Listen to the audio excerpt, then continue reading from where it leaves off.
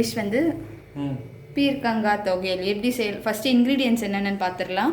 தனியா 1 கப் எடுத்துருக்காங்க, ஒரு பீர்க்கங்காய் ஃபுல்லாக கட் பண்ணி வச்சுருக்காங்க, காரத்துக்கு ஏற்ற மாதிரி காஞ்ச மிளகா, 1 கை புளி, எண்ணெய் ஊற்றிருக்காங்க கடாயில். எண்ணெய் காஞ்ச உடனே காஞ்ச மிளகா ஆட் பண்ணுறோம்.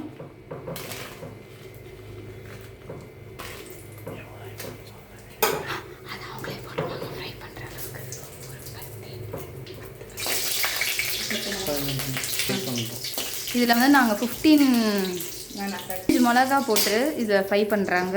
அடுத்து தனியா 1 கப் தனியா அதை ஆட் பண்ணி இப்போ ஃப்ரை பண்ணுறாங்க. அதுக்கடுத்து இந்த நம்ம கட் பண்ணி வச்சுருக்க பீர்க்கங்காய் ஆட் பண்ணுறாங்க.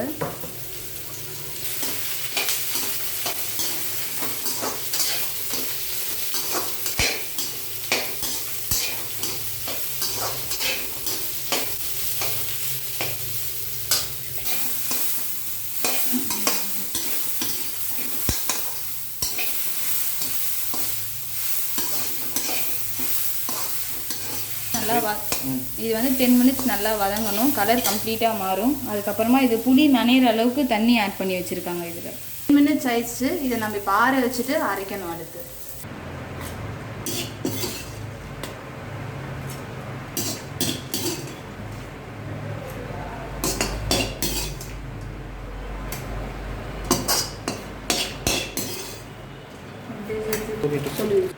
இதில் நம்ம இப்போ தேவையான அளவு உப்பு ஆட் பண்ணிக்கிறோம். நம்ம வந்து புளி தண்ணி ஆட் பண்ணியிருக்கோம். மறுபடியும் டேஸ்ட்டில் வந்து இப்போ ஊற வச்ச புளி தண்ணியும் ஊற்றி அரைச்சிருக்காங்க. இதை நம்ம திரும்பி தாளிக்க போகிறோம். அடுத்து இப்போ திரும்பி நம்ம தாளிக்க போகிறோம். இதில் கடாயில் 4 கரண்டி எண்ணெய் ஊற்றிருக்காங்க. அதில் நம்ம கடுகு உளுந்து பருப்பு போட்டு தாளிக்க போகிறோம்.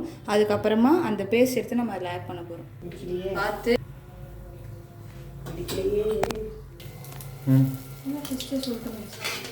எண்ணெய் காஞ்சிருச்சு. காஞ்ச உடனே நம்ம இப்போது கடுகு 3 ஸ்பூன் போட்டிருக்கோம். அடுத்து உளுந்து பருப்பு 3 ஸ்பூன் போட்டிருக்கோம். அது நல்லா ஃப்ரை ஆகிட்ட பிறகு அந்த பேஸ்ட் எடுத்து இதில் ஆட் பண்ணுறோம்.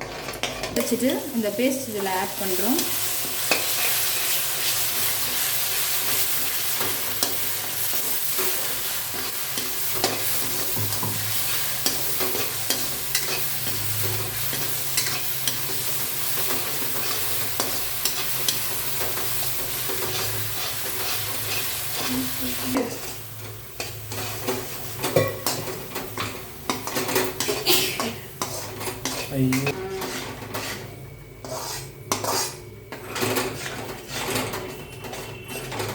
சிம்லர் இருக்கணும். ஃபர்ஸ்ட்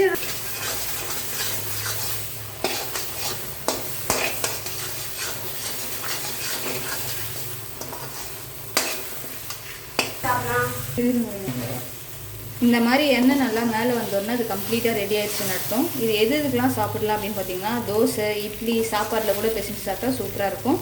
நல்ல சூப்பரான ஒரு பீர்க்கங்காய் தொகையல் இப்போ ரெடி.